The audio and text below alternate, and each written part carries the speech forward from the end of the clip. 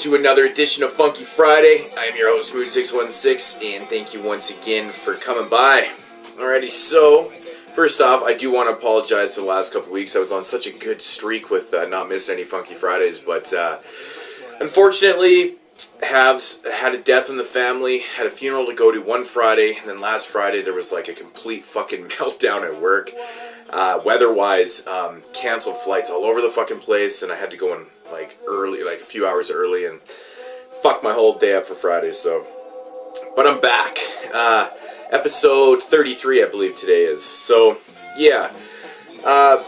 So I wanted to do an album that I've actually had on my list to do for a long time, and I was listening to it this week, and I'm going, you know what? I'm just going to make this the Funkee Friday episode. It's an album that I've always thought is one of the most unique hip-hop albums ever to come out. It's just got so many weird elements. Came out in a time here, 2005, and in my opinion, it was starting to get a lot better. I always talk about the transition in hip-hop. The early 2000s was just kind of a mess. A lot of good albums came out, but a lot of shitty ones.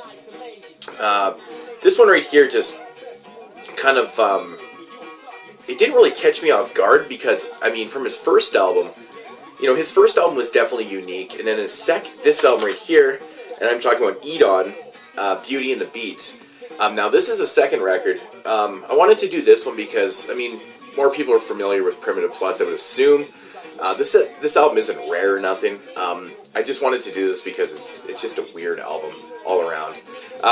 Definitely a lot different than Primitive Plus. Primitive Plus almost seems like a little more comical at times. The lyrical content of the music, the structure of the music, it just seemed like he was having like just a fucking fun time on Primitive Plus. I mean, not to say he's not having a fun time on this one either, but Beauty and the Beat came out in 2005 on Lewis Recordings, and the first time I heard this album, I just got floored. I was like, wow, what a transition that is for him. He's still using the mixing techniques on his vocals and stuff are very similar on this record, but the sample usage on this one is this has got to be one of the most unique albums. He samples all types of genres, songs from the 60s, commercialized songs, very psychedelic samples that he finds, rock and roll samples. And that was one thing that always bugged me about this release, is that I really wish they had put the sample listing in this, because I'm sure like some of these samples cannot be cleared. Maybe that's why they did that. So, but yeah, there's no listing for any of the samples, so I don't really know exactly what they are. I'm sure I could look them up online, but yeah, overall, this is a really, really intriguing album. It's a short record. It only has 13 tracks. It runs about 30 to 35 minutes, somewhere in there, so it's really, really short. But the structure of this album is really cool, and the blending of the mixing and stuff, it basically just kind of feels like almost one track. Almost like a mixtape in a way, but not really. It's all original and stuff.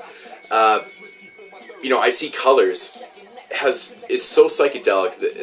The hook and chorus is so fucking trippy in the song.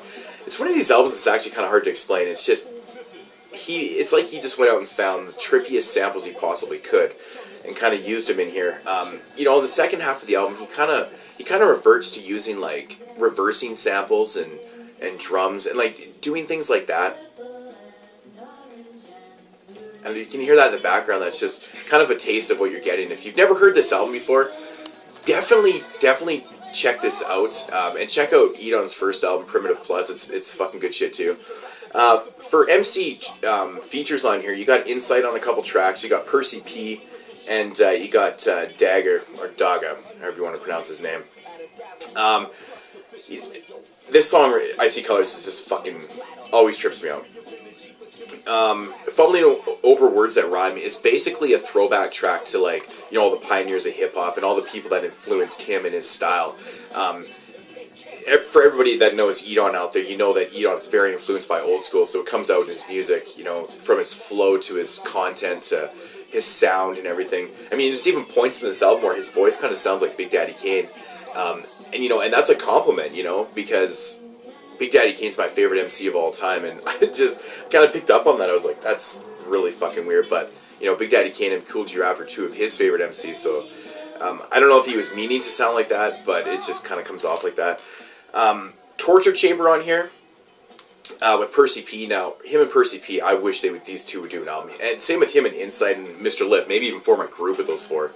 Be a fucking amazing group. But Torture Chamber rocks, man. Percee P kills the beat. Just fucking sick stuff. Mr. Lip rocks on this record too. Rock and Roll is a track on here that uses some of the weirdest samples. I think there's a Black Sabbath sample in there. I could be wrong though. But yeah, he just samples the shit out of this album. Like I said, I would love to get a sample listing of this one. And fumbling over words that rhyme right now.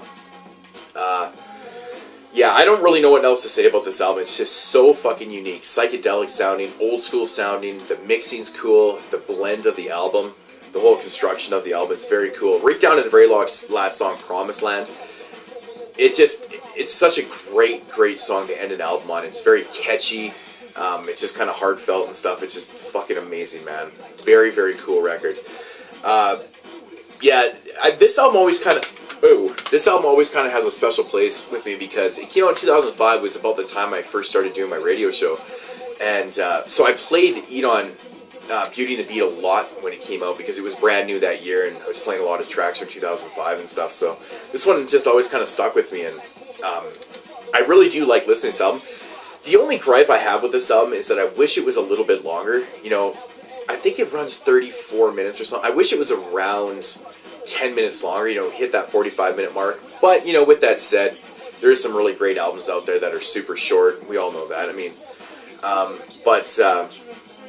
yeah, I mean, I would just like a little more because this album is super fucking good. You don't have to skip any tracks on here. It's awesome.